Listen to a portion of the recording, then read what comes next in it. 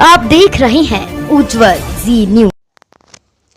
हमीरपुर में प्रत्येक बूथ पर बनाए जाएंगे भाजपा के 200 नए सदस्य, देवेश कोरी बोले। भाजपा प्रदेश उपाध्यक्ष ने राठी के मुगलपुरा, पठानपुरा, सिकंदरपुरा मोहल्ले में चलाया सदस्यता अभियान। कस्बे के लोगों को मिस्ड कॉल के जरिए दिलाई पार्टी की सदस्यता। भाजपा देश भर में चला रही सदस्यता अभियान हर बूथ पर 200 सदस्य बनाने का रखा लक्ष्य। वर्ष 2015 से 2022 तक उत्तर प्रदेश में 3 करोड़ से अधिक लोग बने थे भाजपा के सदस्य। प्रदेश में बने 1.12 लाख कार्यकर्ता सक्रिय सदस्य। सदस्यता अभियान का प्रथम चरण 2 सितंबर से 25 सितंबर व दूसरा चरण 1 से 15 अक्टूबर तक चलेगा। 18 से 31 अक्टूबर तक सक्रिय सदस्यता अभियान चलाया जाएगा। हमीरपुर से जिला संवाददाता JM ओझा की रिपोर्ट, उज्जवल जी न्यूज।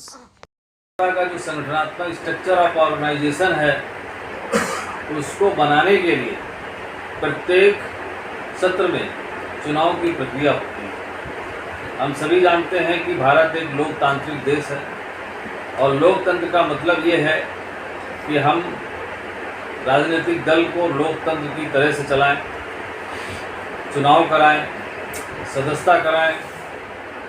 वैसे तो ऐसे बहुत सारे राजनीतिक दल हैं कि जो विधानसभा लोकसभा चुनाव लड़ते हैं, लेकिन इंटरनल उनके संगठन के अंदर उनका चुनाव नहीं होता, ना उनके राष्ट्रीय अध्यक्ष का चुनाव होता है। और उनके यहाँ तो एक समय के बाद फुल स्टाफ है कि अगर